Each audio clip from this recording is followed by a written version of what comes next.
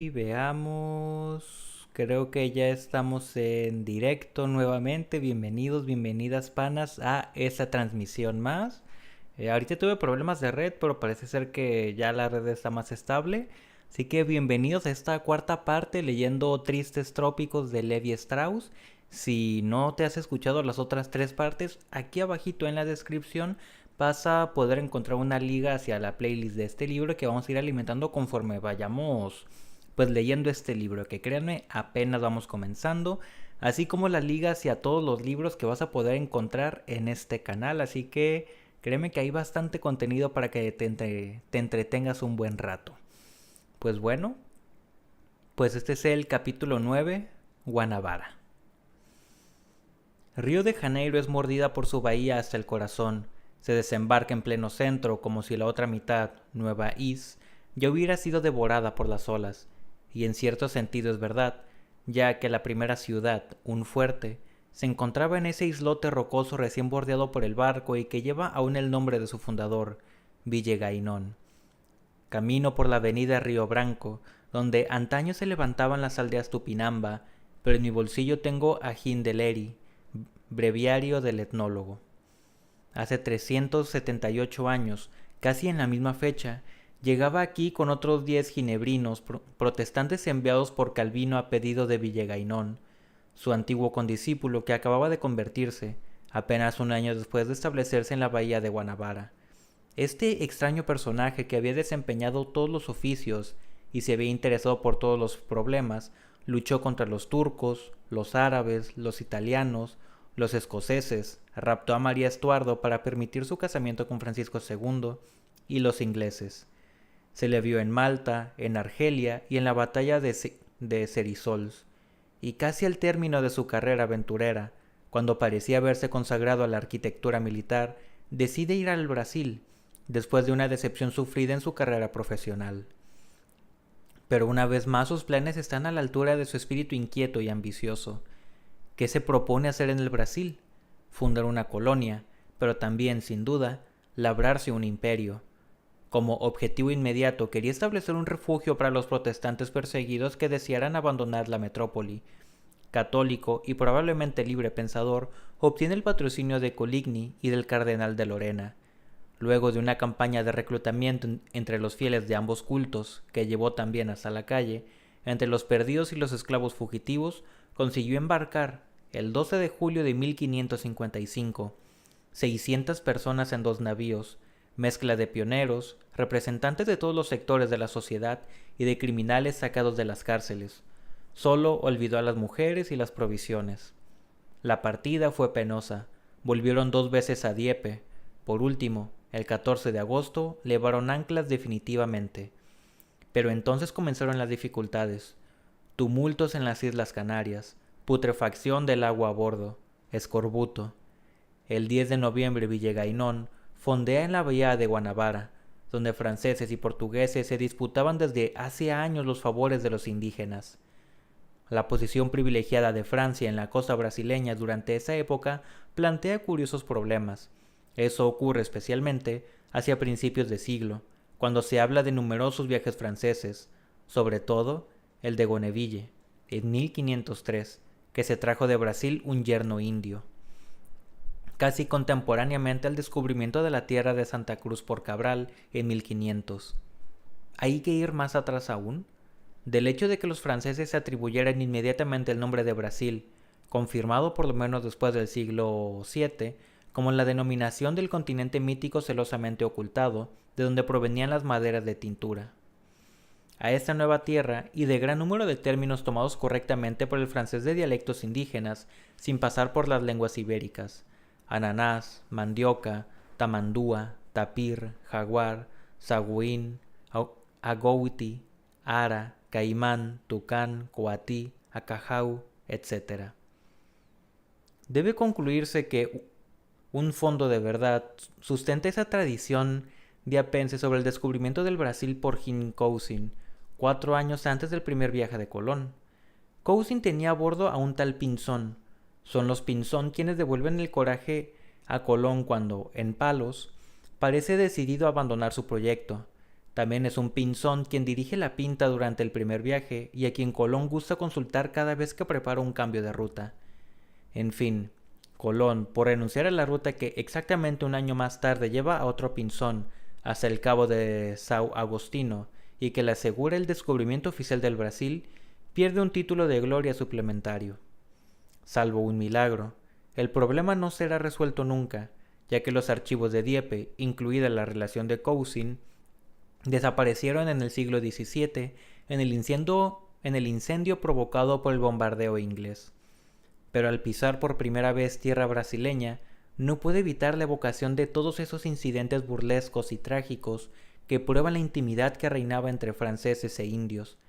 Hace 400 años, intérpretes normandos seducidos por el estado de naturaleza, que tomaban mujer indígena y se hacían antropófagos. Y el desgraciado Hans Staden, que pasó años de angustia esperando todos los días ser comido y siempre era salvado por la suerte y pretendía hacerse pasar por francés en nombre de una barba roja muy poco ibérica. Al tiempo que se ganaba esta respuesta del rey Coinian Bebé: ya he apresado y me he comido a 5 portugueses y todos pretendían ser franceses, sin embargo mentían. ¿Y cuán constante habrá sido el trato entre ellos que, en el año 1531, la fragata Le Periné pudo llevar a Francia, junto con 3000 pieles de leopardo y 300 monos, 600 loros, que ya habían algunas palabras en francés? En una isla en plena bahía, Villegainón funda el fuerte Coligny. Los indios lo construyen y abastecen la pequeña colonia. Pronto se aburren de dar sin recibir y se marchan, abandonando sus aldeas. El hambre y las enfermedades se instalan en el fuerte. Villegainón comienza a manifestar su temperamento tiránico. Los condenados a trabajos forzados se rebelan y se les masacra. La epidemia pasa a tierra firme. Los pocos indios que han permanecido fieles a la misión se contaminan y ahí mueren 800. Villegainón desdeña los quehaceres terrenales. Sufre una crisis espiritual. Junto a los protestantes se convierte. Apela a Calvino para conseguir misioneros que lo han de esclarecer en su nueva fe.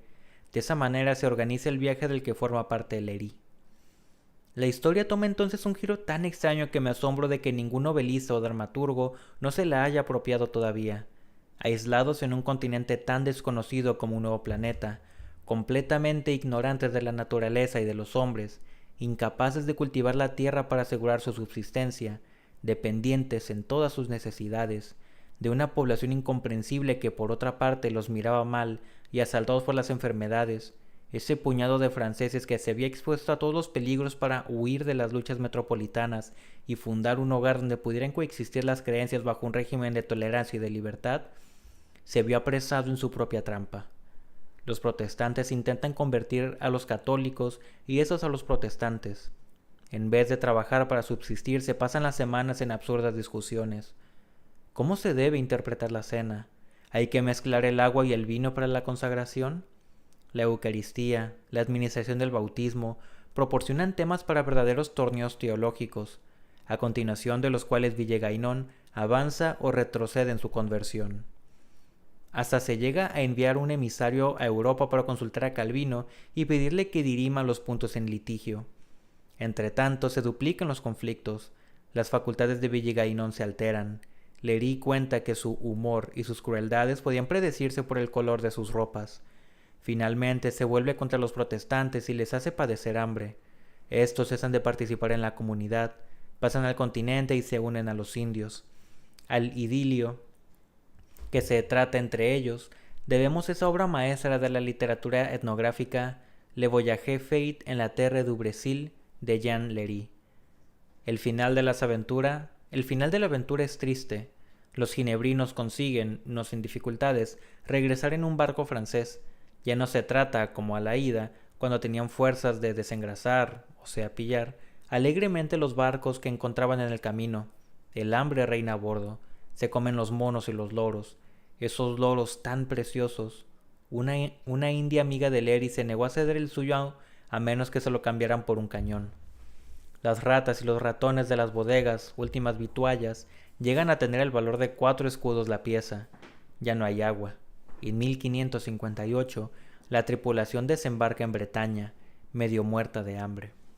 En la isla la colonia se desintegra en una atmósfera de ejecuciones y de terror, considerando traidor por unos, renegado por otros, detestado por todos.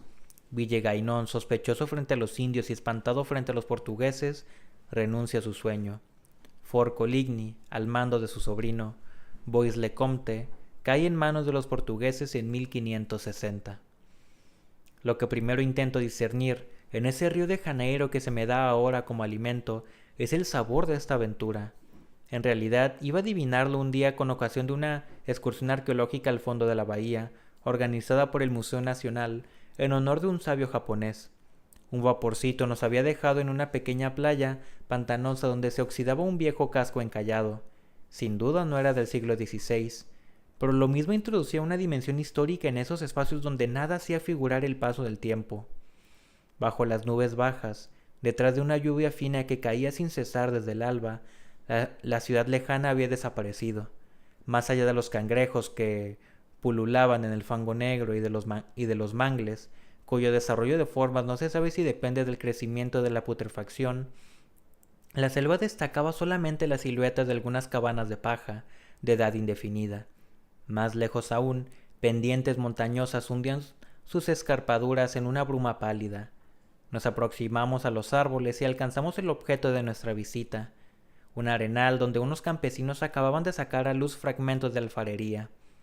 Palpo esa cerámica gruesa, de una factura indiscutiblemente tupí por su baño blanco bordeado de rojo y la fina redecilla de trazos negros. Laberinto destinado, dicen, a apartar los malos espíritus que buscaban los huesos humanos preservados antaño en esas urnas. Se me explica que hubiéramos podido alcanzar ese paraje en auto, pues solo dista a 50 kilómetros de la ciudad, aunque correríamos el peligro de que la lluvia interrumpiera los caminos y nos bloqueara allí durante una semana. Eso hubiera sido aproximarnos más aún a un pasado impotente para transfigurar ese lugar melancólico, donde Lery quizá distrajo la espera mirando el rápido movimiento de una mano morena que, con una espátula empapada en un barniz negro, formaba esas 1000 pequeñas galanuras como líneas curvas cruzadas simétricamente, lagos de amor y otras gracias, cuyo enigma examino hoy en el dorso de un tejo empapado. El primer contacto con Río de Janeiro fue diferente. Heme aquí por primera vez en mi vida del otro lado del Ecuador bajo los trópicos, en el Nuevo Mundo. ¿Cuál es el signo supremo que me hará reconocer esa triple mutación? ¿Cuál es la voz que me dará testimonio de ello? ¿Qué nota jamás escuchada resonará primero en mi oído? Lo primero que noto es algo fútil.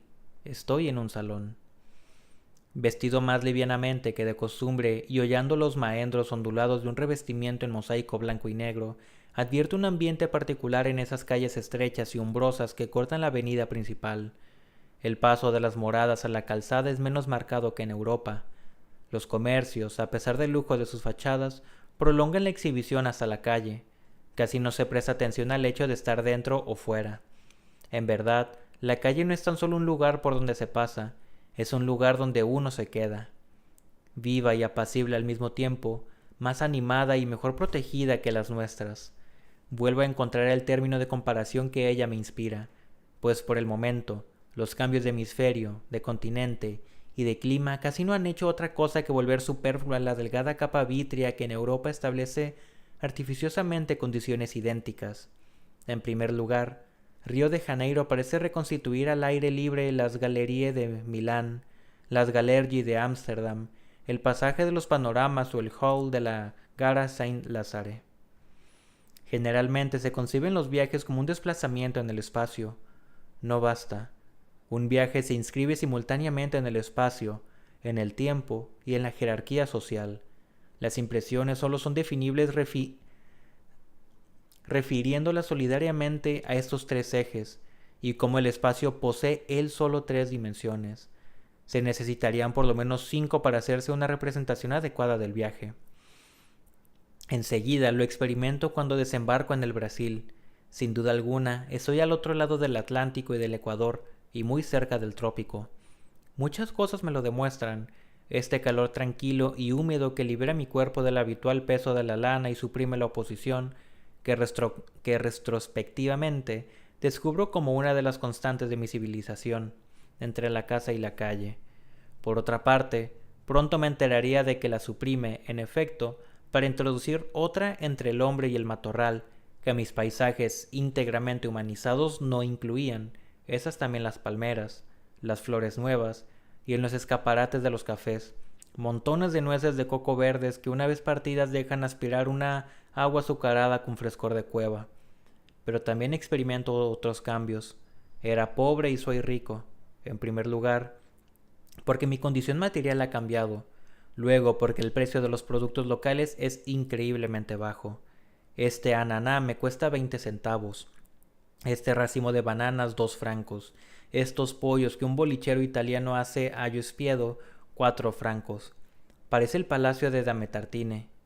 En fin, el estado de disponibilidad que instaura una escala de viaje, oportunidad que se presenta gratuitamente, pero que va acompañada del sentimiento de apremio por aprovecharla.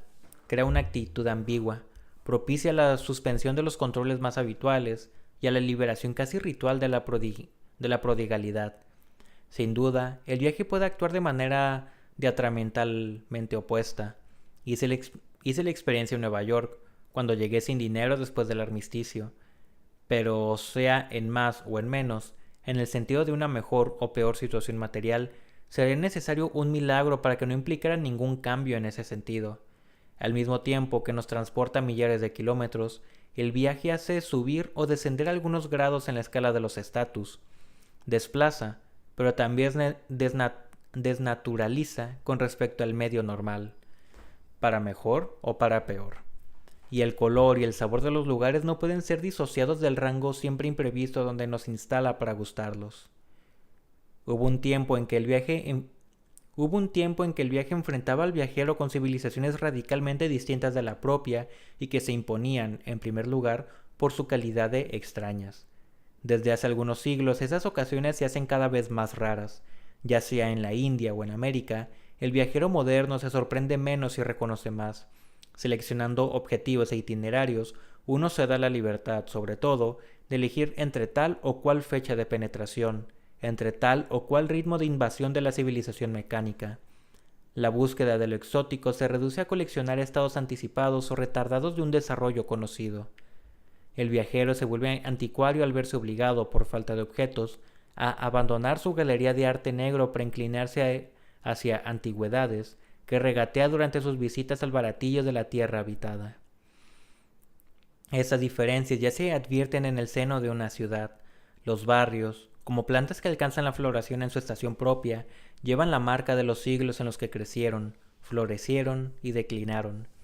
En ese cantero de vegetación urbana hay concomitancias y sucesiones. En París, el Marais estaba en cierne en el siglo XVII y actualmente el Mo lo corroe. Especie más tardía, el 9º arrondissement florecía bajo el Segundo Imperio, pero hoy sus mansiones marchitas son ocupados por una fauna de gentes modestas que, como un enjambre, encuentran allí terreno propicio para el ejercicio de humildes formas de actividad. El 7º arrondissement está congelado en su lujo caduco, como un gran crisántemo que levanta noblemente su cabeza reseca, más allá de lo posible. El 16º arrondissement era ayer fastuoso. Ahora sus flores brillantes se hunden en una espesura de inmuebles que lo van confundiendo poco a poco con un paisaje de suburbio. Cuando se comparan entre sí ciudades muy alejadas por la geografía y la historia, esas diferencias de ciclo se complican además con ritmos desiguales. Cuando uno se aleja del centro de Río de Janeiro, muy al estilo de principios del siglo, se cae en calles tranquilas, largas avenidas bordeadas de palmeras, de mangos y jacarandas podados, donde se levantan villas anticuadas en medio de jardines.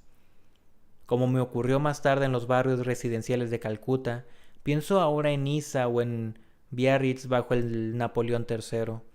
Los trópicos no son tanto exóticos cuando pasados de moda. Lo que los caracteriza no es la vegetación, sino menudos detalles de arquitectura, así como la sugestión de un género de vida que, antes de convencernos de haber franqueado inmensos espacios, nos persuade de que hemos retrocedido imperceptiblemente en el tiempo. Río de Janeiro no está construida como una ciudad común, Se estableció al principio en la zona llana y pantanosa que bordea la bahía, para después introducirse entre los morros abruptos que la aprietan por todas partes, como los dedos en un guante demasiado estrecho. Tentáculos urbanos, a veces de 20 o 30 kilómetros, se deslizan al pie de formaciones graníticas cuya pendiente es tan áspera que ninguna vegetación puede adherírsele a veces.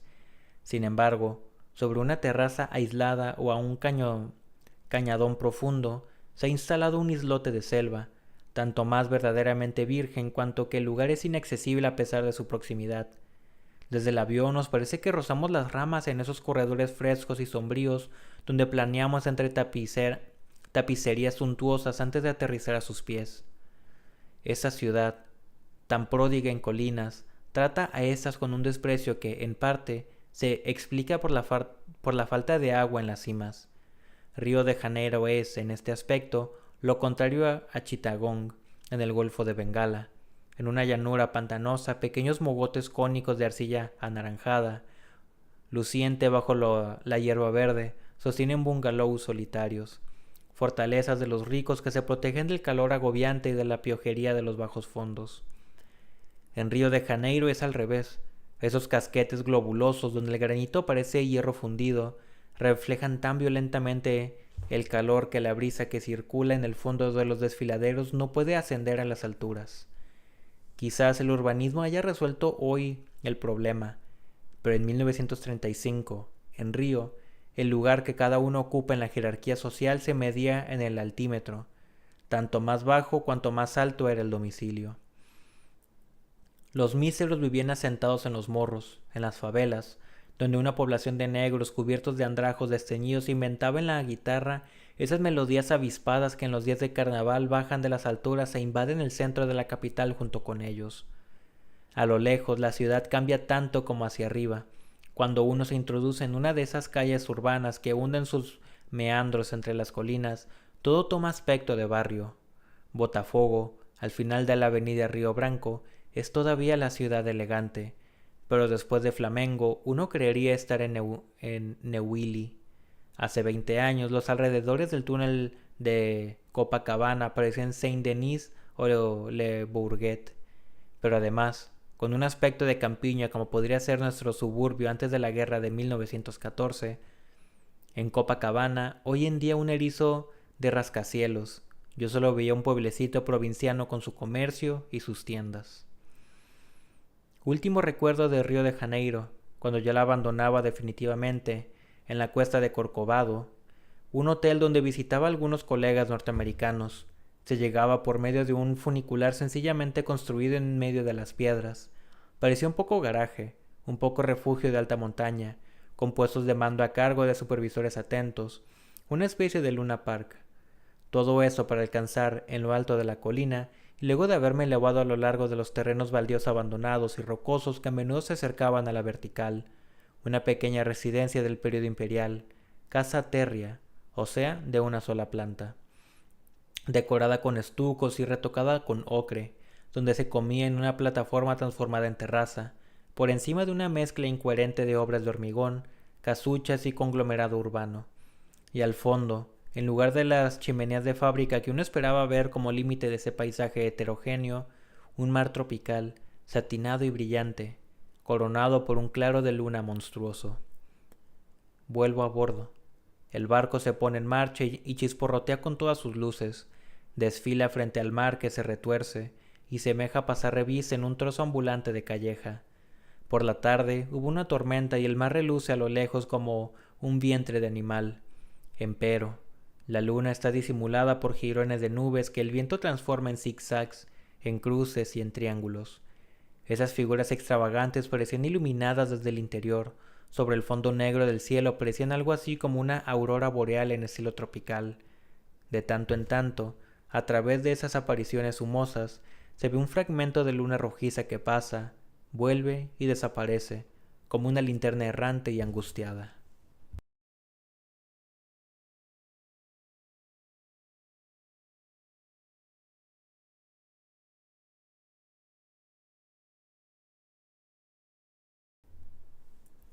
Capítulo 10.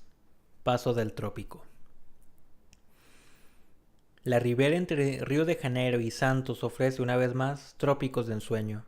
La cadena costera, que en un punto sobrepasa los 2000 metros, desciende hasta el mar y lo recorta con islas y ensenadas, playas de arena fina, bordeadas de cocoteros o de selvas húmedas desbordeantes de orquídeas.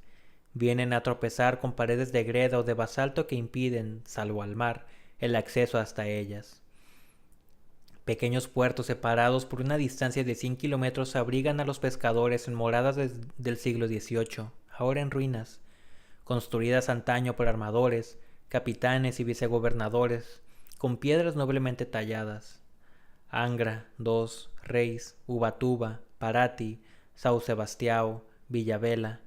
Otros tantos puntos donde el oro, los diamantes, los topacios y los crisólitos extraídos de las minas Gerais, las minas generales del reino, confluían luego de semanas de viaje a lomo de mula por la montaña, cuando se busca el rastro de esas huellas a lo largo de los espigóes, líneas de cresta.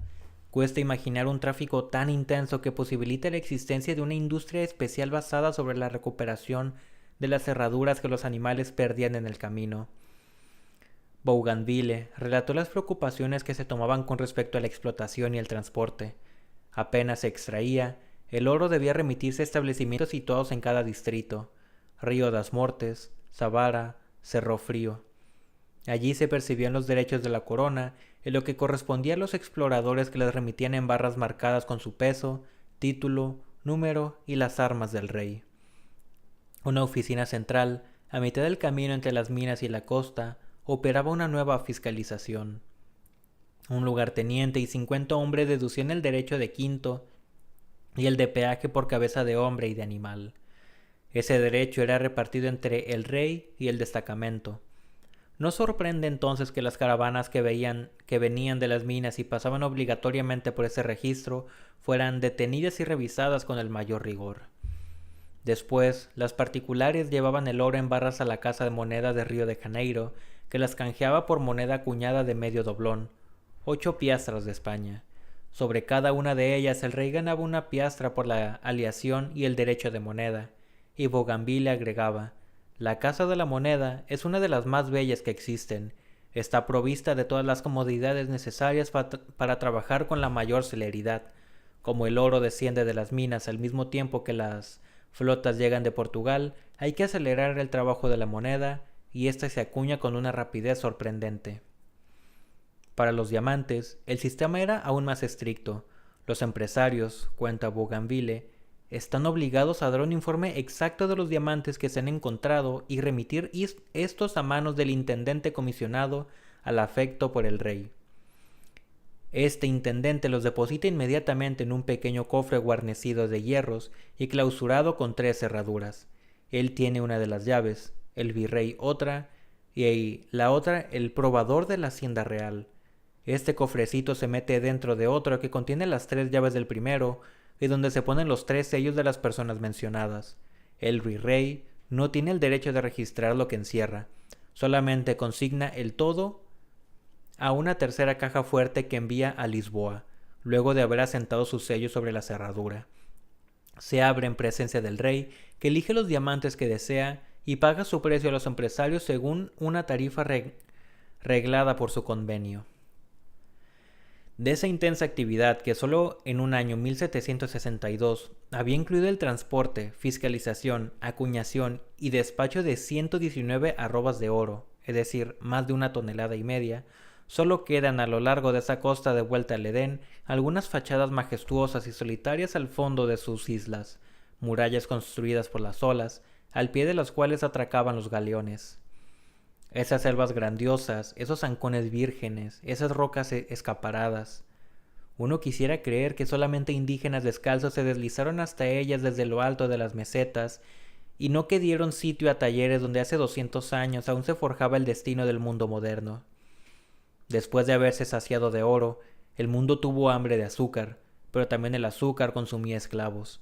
El agotamiento de las minas, precedido, además, por la devastación de las selvas que proporcionaban combustible a los crísoles, la abolición de la esclavitud y finalmente una demanda mundial cada vez mayor, orientaba a Sao Paulo y su puerto, Santos, a la producción de café, primero amarillo, después blanco, se vuelve por último negro.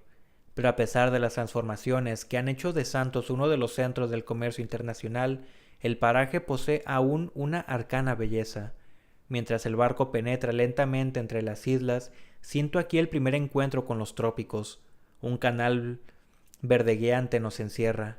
Extendiendo la mano, casi podrían asirse esas plantas que Río de Janeiro retenía a una distancia en sus invernáculos colgados de lo alto. En un escenario más recatado se establece contacto con el paisaje.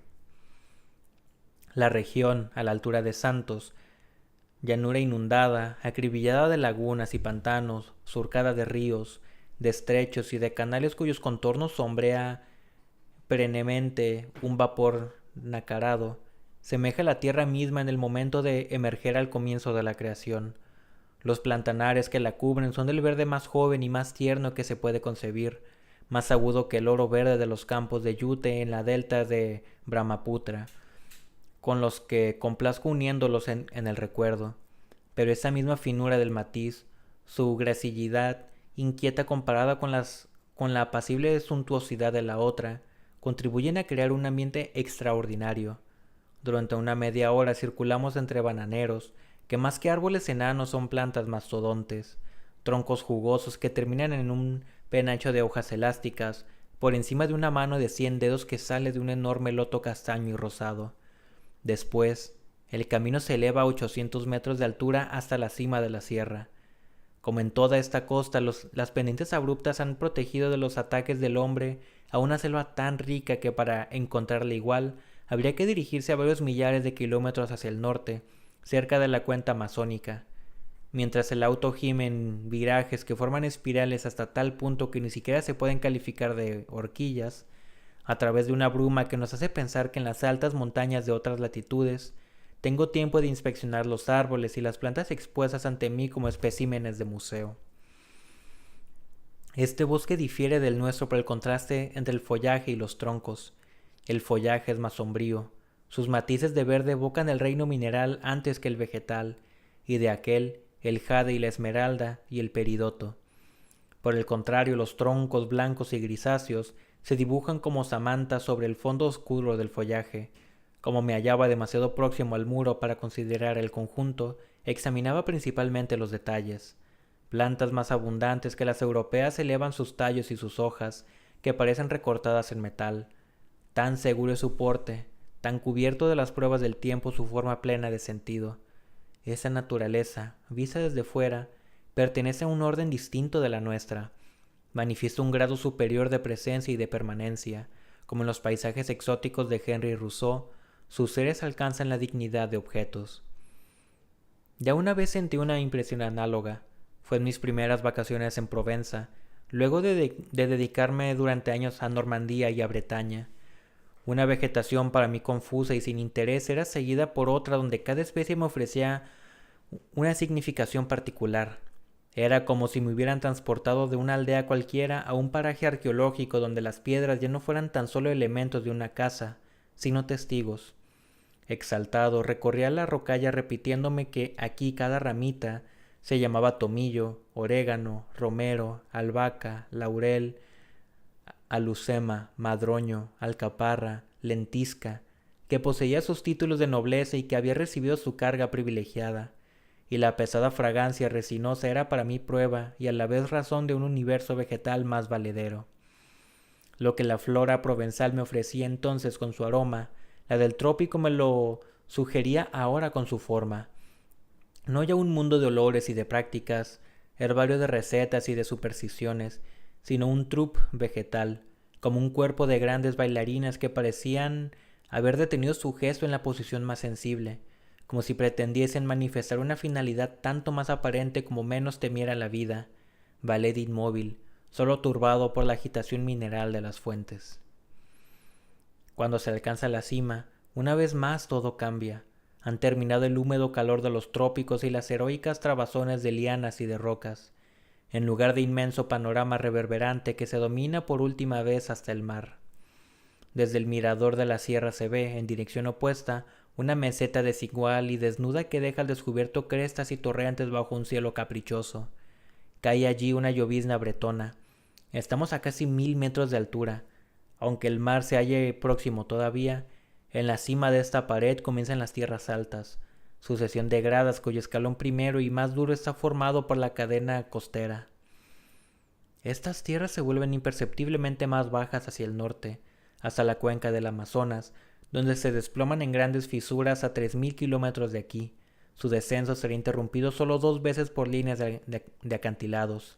La sierra de Botucatú, aproximadamente a 500 kilómetros de la costa, y la planicie de Mato Grosso, a 1500 kilómetros. Tendré que flanquear las dos antes de volver a encontrar, alrededor de los grandes ríos amazónicos, una selva semejante a la que se adhiere a la muralla costera. La mayor parte del Brasil, circunscripta entre el Atlántico y el Amazonas y el Paraguay, se asemeja a una mesa en pendiente que se endereza hacia el lado del mar, un trampolín encrespado de matorral, rodeado por un húmedo anillo de jungla y de pantanos. En mi derredor, la erosión ha devastado las tierras de relieve incompleto, pero el hombre es el primer responsable del aspecto caótico del paisaje. Se desmontó para cultivar, pero al cabo de algunos años se sustrajo a los cafetos el suelo agotado y lavado por las lluvias, y las plantaciones se trasladaron más lejos, donde la tierra era aún virgen y fértil. Entre el hombre y el suelo jamás se instauró esta atenta reciprocidad que en el viejo mundo funda la intimidad milenaria en el curso de la cual ambos se dieron mutuamente forma. Aquí el suelo ha sido violado y destruido. Una agricultura de rapiña se apoderó de una riqueza yacente y luego se fue a otra parte, después de haber arrancado algunas ganancias. Con todo acierto se describe el área de actividad de los pioneros como una franja, pues como devastan el suelo casi tan rápidamente como lo desmontan, parecen condenados a no ocupar más que una banda en movimiento que de un lado muerde el suelo virgen y del otro abandona barbechos extenuados. Como un incendio de matorral corriendo delante de la extenuación de su propia sustancia, la tea agrícola atravesó en 100 años el estado de Sao Paulo. Encendida a mediados del siglo XIX por los mineiros, que abandonaban sus filones exhaustos, se desplazó de este a oeste, y yo pronto la recuperaría al otro lado del río Paraná, abriéndose paso a través de una multitud confusa de troncos caídos y familias desarraigadas. El territorio atravesado por la ruta que va de Santos a Sao Paulo es uno de los que primeramente se empezaron a explotar en el país. Parece un paraje arqueológico dedicado a una agricultura difunta. Cuchillas, taludes antiguamente cubiertos de bosques, dejan entrever su osamenta bajo un delgado manto de hierba. De vez en cuando se adivina el trazo de los mogotes que marcaban el asiento de los cafetos. Sobresalen bajo los flancos herbosos como tetas atrofiadas. En los valles la vegetación ha reconquistado el suelo, pero ya no es la noble arquitectura de la selva primitiva. La capoeira, es decir, la selva secundaria, renace como una espesura continua de árboles enjutos. De vez en cuando se advierte la cabana de algún inmigrante japonés que se empeña, con métodos arcaicos, en regenerar un rincón de suelo para cultivar legumbres. El viajero europeo se desconcierta frente a ese paisaje que no entra en ninguna de sus categorías tradicionales. Ignoramos la naturaleza virgen. Nuestro paisaje se halla visiblemente esclavizado al hombre. A veces nos parece salvaje, no porque lo sea realmente, sino porque los intercambios se han producido con un ritmo más lento, como el de la selva, o tal vez como ocurre en los terrenos montañosos, porque los problemas planteados eran tan complejos que el hombre, en lugar de darles una respuesta sistemática, reaccionó en el curso de los siglos con una multitud de pequeños pasos. Las soluciones de conjunto se sintetizan estos, y que jamás son claramente destacados o pensados como tales. Se le aparecen desde fuera con un carácter primitivo, se las toma por un salvajismo auténtico del paisaje, en tanto que resultan de un encadenamiento de iniciativas y de decisiones inconscientes. Pero aún los más salvajes paisajes de Europa presentan un orden del que Poussin ha sido un intérprete incomparable. Id a la montaña, notad el contraste entre las pendientes áridas y las salvajes, la superposición de estas por encima de las praderas, la diversidad de las matices, que se deben a la preponderancia de una u otra especie vegetal según la vertiente. Es preciso haber viajado a América para saber que esa armonía sublime, lejos de ser una expresión espontánea de la naturaleza, proviene de acuerdos largamente buscados en el transcurso de una colaboración entre el paraje y el hombre. Este admira ingenuamente las huellas de sus empresas pasadas. En la América habitada, tanto en la del norte como en la del sur, excepto las mesetas andinas, México y América Central, donde una ocupación más densa y persistente las aproxima a la situación europea, solo podemos elegir entre una naturaleza tan despiadadamente sojuzgada, que más que campiña, ha llegado a ser fábrica al aire libre. Pienso en los campos de caña de las Antillas y en los maíz en el Corn Belt. Y otra, la que considero en este momento, que ha sido lo suficientemente ocupada por el hombre para que éste tuviera tiempo de saquearla, aunque no tanto como para que una lenta e incesante cohabitación la haya elevado a la categoría de paisaje. En los alrededores de Sao Paulo y más tarde en el estado de Nueva York, en Connecticut y aún en las montañas rocosas, aprendí a familiarizarme con una naturaleza más bravia que la nuestra, por ser menos poblada y cultivada, y sin embargo privada de verdaderamente frescura, no salvaje, sino desubicada. Terrenos baldíos, grandes como provincias que el hombre poseyó antaño, pero por poco tiempo para abandonarlos luego. Tras él dejó un relieve magullado, de inextricables vestigios, y con esos campos de batalla donde durante algunas décadas lidió con una tierra ignorada, renace lentamente una vegetación monótona con un desorden tanto más engañoso cuanto que, bajo el rostro de una falsa inocencia, preserva la memoria y la formación de los combates.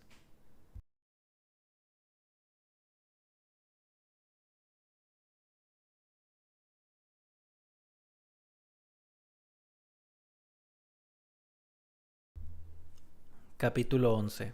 Sao Paulo. Hubo quien maliciosamente definió América como una tierra que pasó de la barbarie a la decadencia sin haber conocido la civilización. Con más acierto podría aplicarse la fórmula a las ciudades del Nuevo Mundo. Pasan directamente de la lozanía a la decrepitud, pero nunca son antiguas. Una estudiante brasileña vino a mí llorando después de su primer viaje a Francia. París le había parecido sucia, con sus edificios ennegrecidos. La blancura y la limpieza eran los únicos criterios de que disponía para apreciar una ciudad. Las ciudades americanas, a diferencia de las de tipo monumental, jamás incitan a un paseo fuera del tiempo, ni conocen esa vida sin edad que caracteriza a las más bellas ciudades que han llegado a ser objeto de contemplación y de reflexión, y no tan solo instrumentos de la función urbana. En las ciudades del Nuevo Mundo, ya sea Nueva York, Chicago o Sao Paulo, estas dos últimas se comparan muy a menudo, lo que impresiona no es la falta de vestigios, esta ausencia es un elemento de su significación. El revés de esos turistas europeos que se enfurruñan porque no pueden agregar otra catedral del siglo XIII a su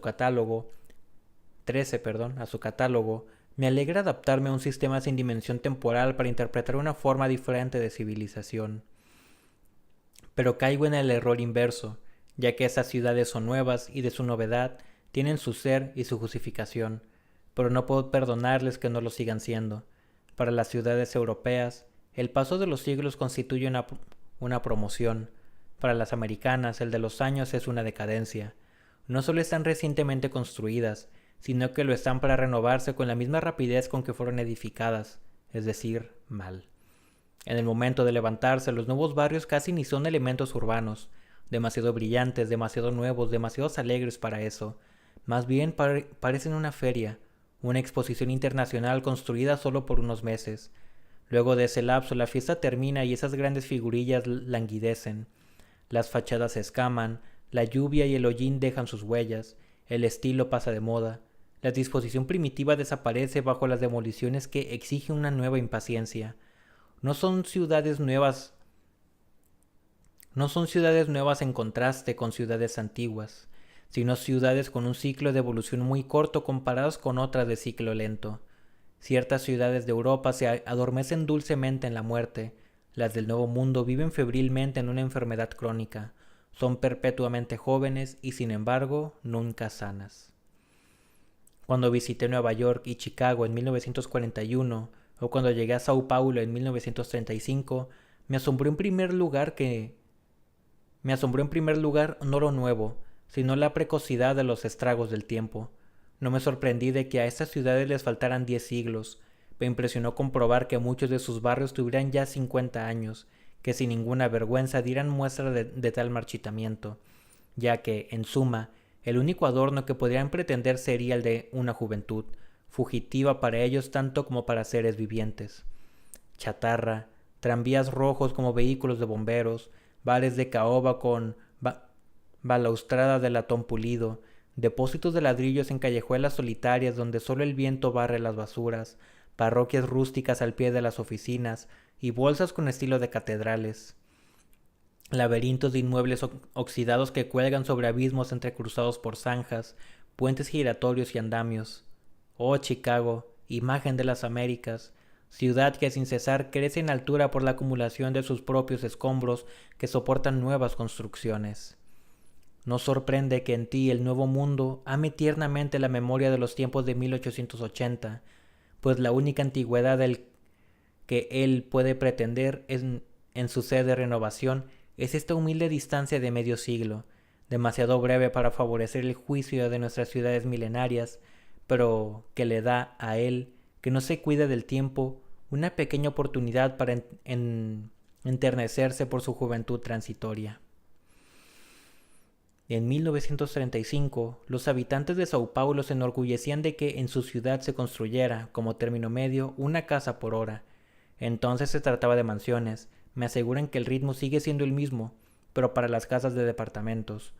La ciudad se desarrolla a tal velocidad que es imposible trazar el plano. Todas las semanas habría que hacer una nueva edición. Hasta parece que si se acude en taxi a una cita fijada con algunas semanas de anticipación, puede ocurrir que uno se adelante al barrio por un día.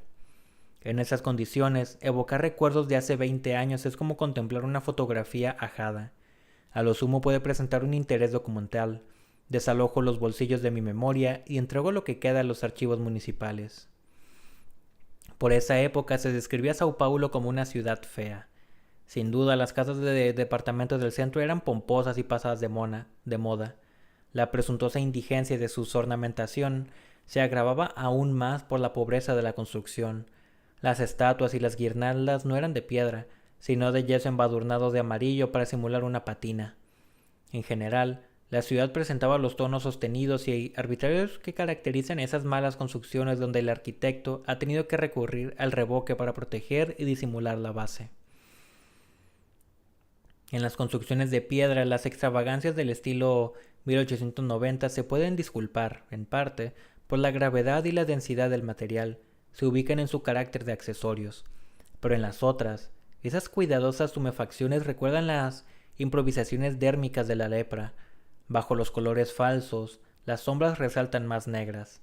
Calles estrechas no permiten a una capa de aire demasiado delgada crear atmósfera, y de todo ello resulta un sentimiento de irrealidad, como si no fuera una ciudad, sino una falsa apariencia de construcciones rápidamente edificadas para las necesidades de una representación teatral o de una secuencia cinematográfica.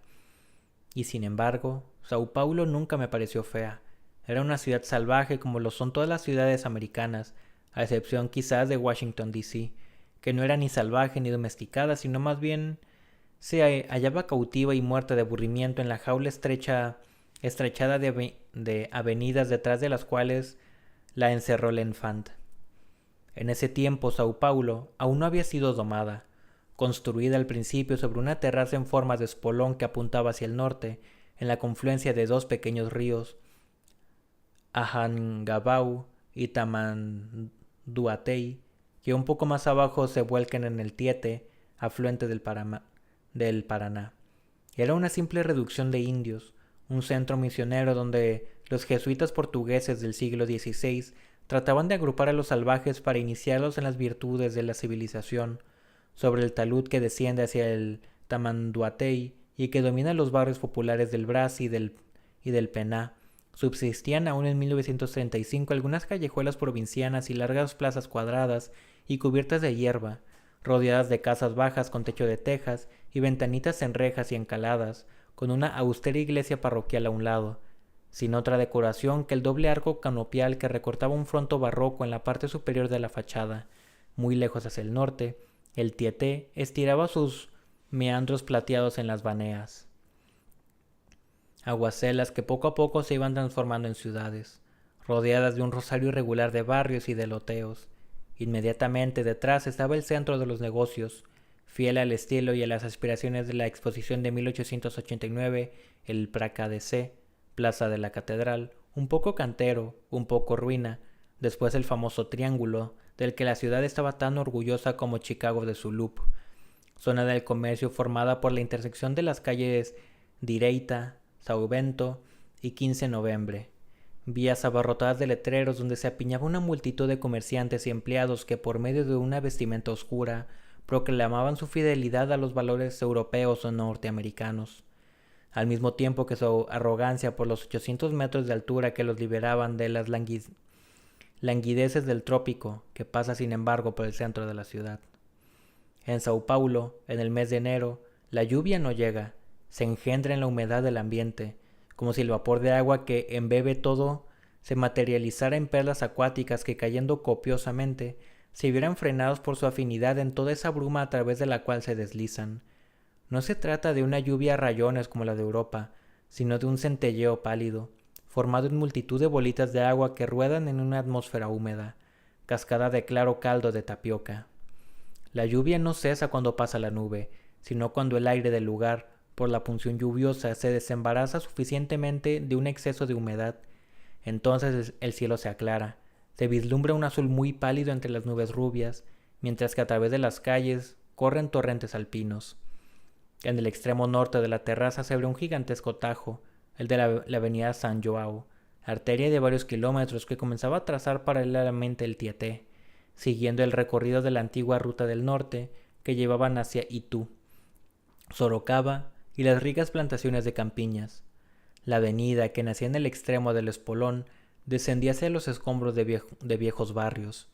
Primero dejaba a la derecha la calle Florencio de Abreu, que llevaba a la estación, entre bazares sirios que abastecían a todo el interior de chucherías y apacibles talleres de talabarteros y tapiceros, donde se fabricaban aún erguidas sillas de cuero labrado, galdrapas de grueso algodón retorcido, áperos decorados de plata repujada al estilo de los plantadores y antiguos guías del matorral próximo.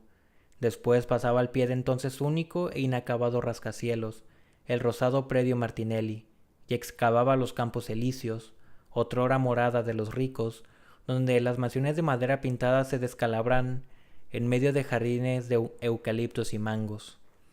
La popular Santa Ifigenia estaba rodeada por un barrio reservado, cuchitriles con entrepiso levantado albergaban a las rameras que llamaban a los clientes por las ventanas. En fin, en las orillas de la ciudad progresaban los loteos pequeños burgueses de Perdices y de Agua Branca, que se asentaban al sudeste, en la colina verdegueante y más aristocrática de Pacaembu. Hacia el sur, la terraza continúa elevándose, la trepan modestas avenidas unidas en la cima, sobre el mismo espinazo del relieve por la avenida Paulista, que bordea las residencias antaño fastuosas, estilo casino o estación termal, de los millenarios del pasado medio siglo. Bien al fondo hacia el este, la avenida domina la llanura sobre el barrio nuevo de Pacaembu, donde se edifican mansiones cúbicas, mezcladas a lo largo de avenidas sinuosas espolvoreadas con el azul violeta de las jacarandas en flor, entre los declives de césped y terraplenes ocres. Pero los millonarios abandonaron la avenida Paulista. Siguiendo la expansión de la ciudad, descendieron con ella por parte del sur de la colina hacia apacibles barrios con calles sinuosas. Sus residencias de inspiración californiana, de cemento micáceo y con balaustradas de hierro forjado, se dejan adivinar al fondo de parques podados, en los bosquecillos rústicos donde se hacen esos lotes para los ricos.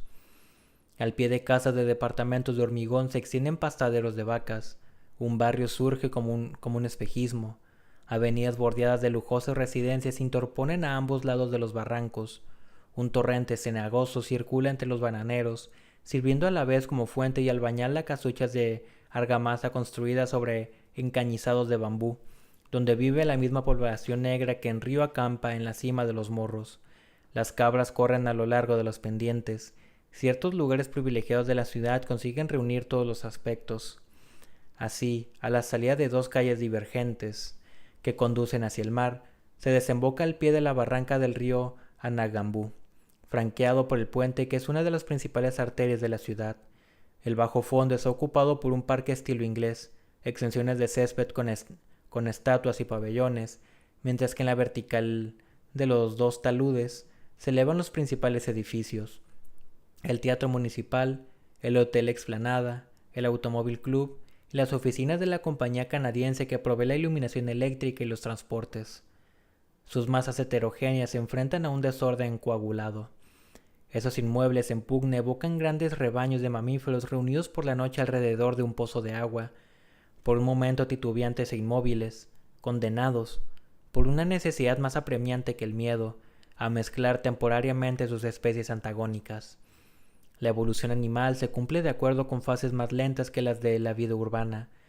Si contemplara hoy el mismo paraje, quizá comprobaría que el híbrido rebaño ha desaparecido, pisoteado por una raza más vigorosa y más homogénea de rascacielos implantados en esas costas, fosilizados por el asfalto de una autopista. Al abrigo de esta fauna pedregosa, la élite paulista, así como sus orquídeas favoritas, formaba una flora indolente y más exótica de lo que ella misma creía. Los botánicos enseñan que las especies tropicales incluyen variedades más numerosas que las de las zonas templadas, aunque cada una de ellas está en compensación, constituida por un número a veces muy pequeño de individuos. El grado fino local había llevado al extremo esa especialización. Una sociedad restringida se había repartido los papeles. Todas las ocupaciones, los gustos, las curiosidades justificables de la civilización contemporánea se daban cita allí, pero cada una estaba representada por un solo individuo. Nuestros amigos no eran verdaderamente personas, sino más bien funciones cuya nómina parecía haber sido determinada más por la importancia intrínseca que por su disponibilidad. Allí se encontraba el católico, el liberal, el legitimista, el comunista, o, en otro plano, el gastrónomo, el bibliófilo, el amante de los perros o de los caballos de raza, de la pintura antigua, de la pintura moderna, y también el erudito local, el poeta surrealista, el musicólogo, el pintor. Ninguna preocupación verdadera por profundizar un dominio del conocimiento precedía esas vocaciones. Si dos individuos, por efectos de un error o por celos, se encontraban ocupando el mismo terreno o terrenos distintos pero demasiado próximos, no tenían otra preocupación que la de destruirse mutuamente y ponían en ello notable persistencia y ferocidad. Por el contrario, entre feudos cercanos se hacían visitas intelectuales y genuflexiones. Todos estaban interesados no solo en defender su empleo, sino también en perfeccionar ese mineu sociológico en la ejecución del cual la sociedad paulista parece encontrar un inagotable deleite. Hay que reconocer que ciertos papeles eran sostenidos con un brío extraordinario. Eso se debía a la combinación de la fortuna heredada con el encanto innato y la astucia adquirida, que volvía tan deliciosa, aunque tan decepcionante, la frecuentación de los salones. Pero la necesidad, que exigía que todos los papeles fueran desempeñados para poder contemplar el microcosmos y jugar al gran juego de la civilización, traía consigo ciertas paradojas, a saber, que el comunista fuera el rico heredero del feudalismo local y que una sociedad muy afectada permitiera, con todo, que uno de sus miembros, pero uno solo, ya que había que contar con el poeta de vanguardia, mostrara en público a su joven amante. Ciertos cargos solo se podían cubrir con suplefaltas. El criminólogo era un dentista que, como sistema de identificación para la policía judicial, había introducido el vaciado de las mandíbulas en lugar de las impresiones digitales. El monárquico vivía para coleccionar ejemplares de vajilla de todas las familias reales del universo. Las paredes de su salón estaban cubiertas de platos, salvo el lugar necesario para una caja fuerte donde guardaba las carteras en que las damas de honor de las reinas testimoniaban el interés que les despertaban sus cuidadosas solicitudes. Esa especialización en el plano mundano iba unida a un apetito enciclopédico. El Brasil culto devoraba los manuales y las obras de vulgarización. En lugar de envanecerse por el prestigio sin igual de Francia en el extranjero, nuestros ministros hubieran sido más sensatos tratando de comprenderlo. En esa época, aquel no se debía tanto a la riqueza y originalidad de una creación científica ya desfalleciente cuanto al talento, del que muchos de nuestros sabios estaban aún dotados, para volver accesibles difíciles problemas a la solución de los cuales habían contribuido modestamente. En ese sentido, el amor de América del Sur hacia Francia se debía en parte a una connivencia secreta fundada sobre la misma inclinación a consumir y a facilitar el consumo a otros, más que a producir. Los grandes nombres que allá se veneraban, Pasteur, Curie, Durkheim, pertenecían todos al pasado, sin duda bastante próximo para justificar un amplio crédito, pero crédito cuyo interés ya no pagábamos sino en la medida en que una clientela pródiga prefería gastar antes que invertir. Le ahorrábamos solamente el trabajo de realizarlo. Es triste comprobar que aún ese papel de corredor de comercio intelectual hacía el que Francia se dejaba llevar, parece resultarle hoy demasiado pesado.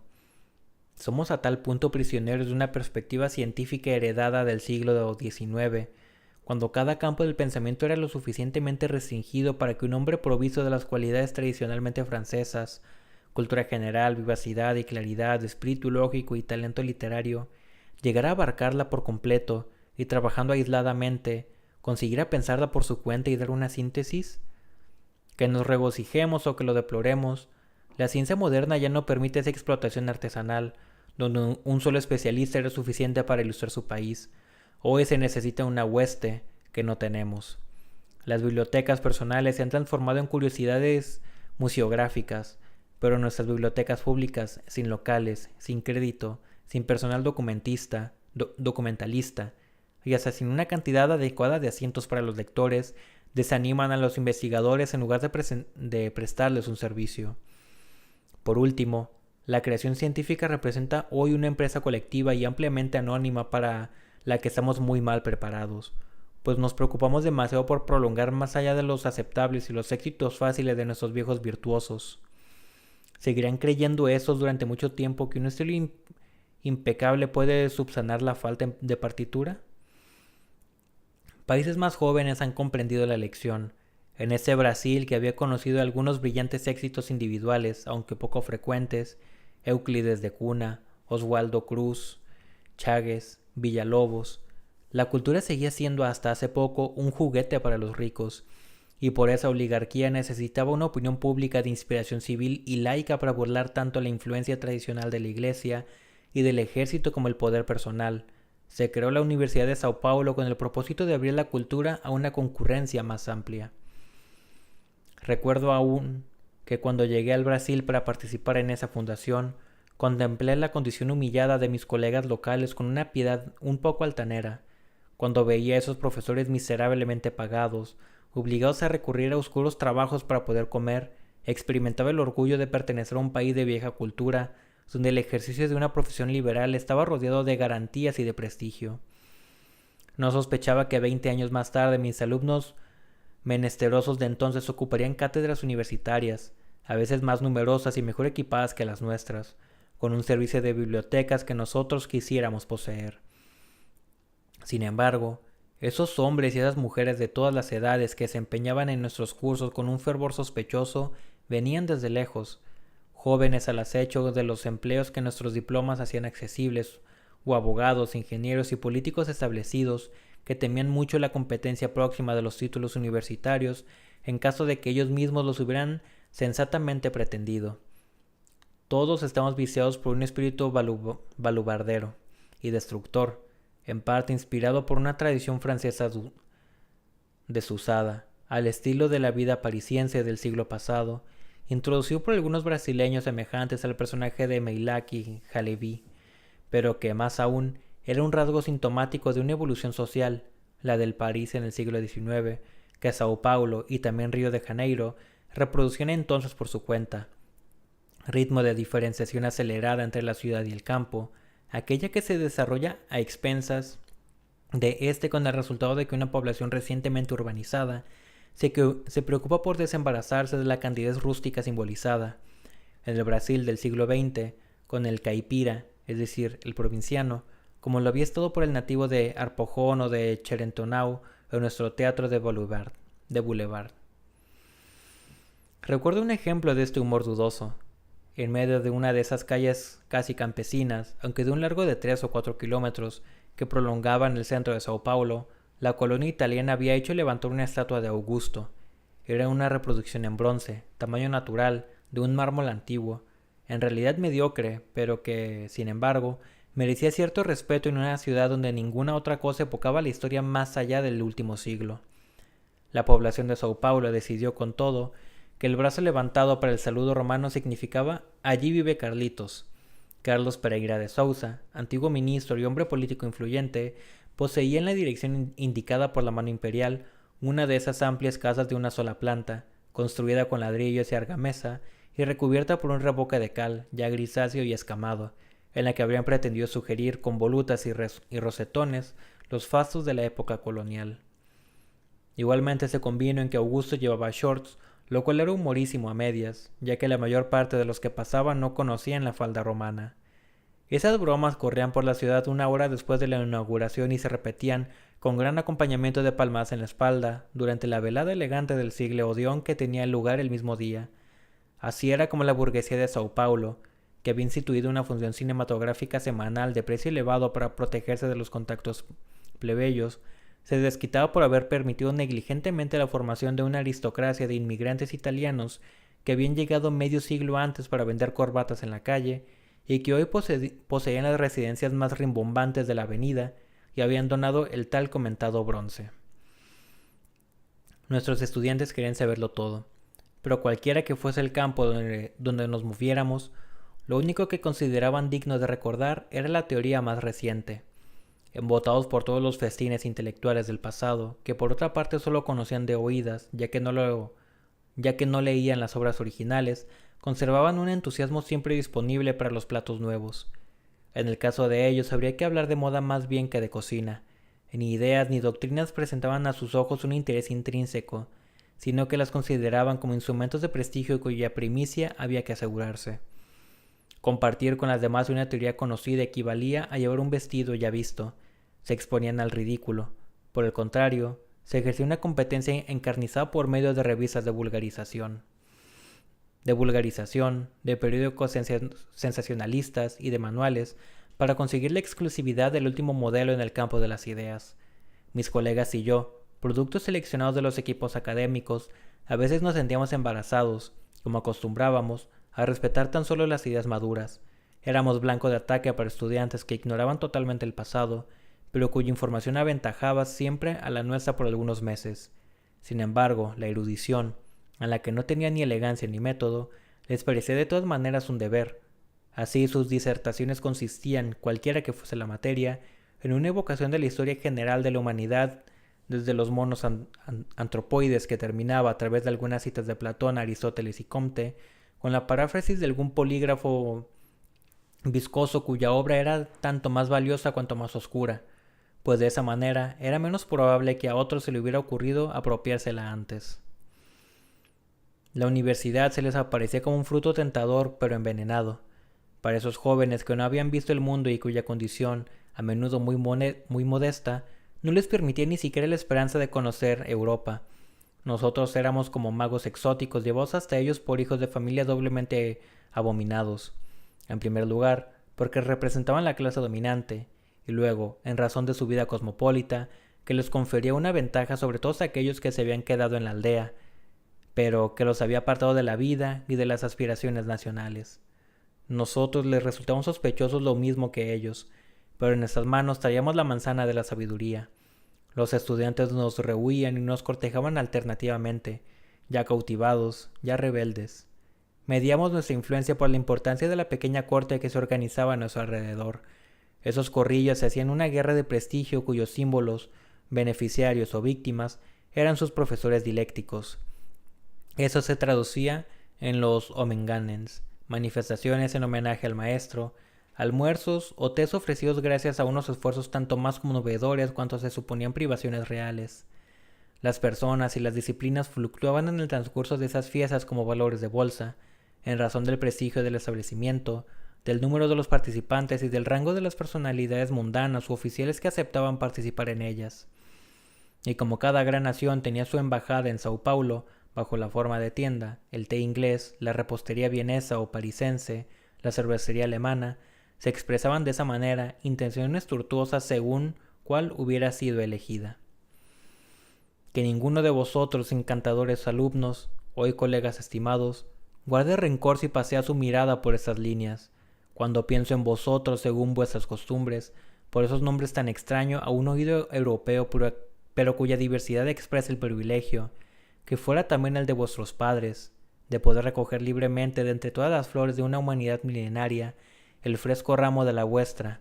Anita, Corina, Zeneida, Lavina, Thais, Gioconda, Hilda, Oneida, Lucilia, Zenit, Cecilia, y vuestros Egón, Mario Wagner, Nicanor, Rui, Livio, James, Azor, Áchules, Decio, Euclides, Milton. Evoco ese periodo balbuciante sin ninguna ironía.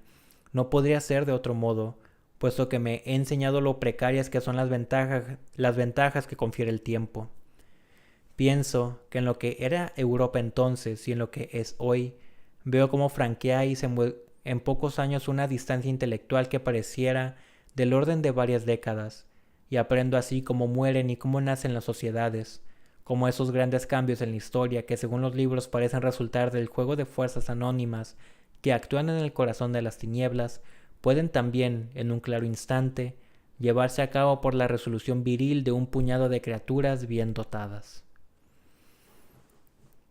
Pues bueno, un tanto largo esos 3 capítulos que nos aventamos, pero ya con eso terminamos lo que es la tercera parte del libro. Si te está gustando esta narración, te invito a que le des like, a que te suscribas para que no te pierdas las siguientes narraciones y pues claro que lo compartas para que podamos llegar a más personas y pues que les pueda gustar esta lectura. Ya nos estaremos viendo en otro directo. Adiós.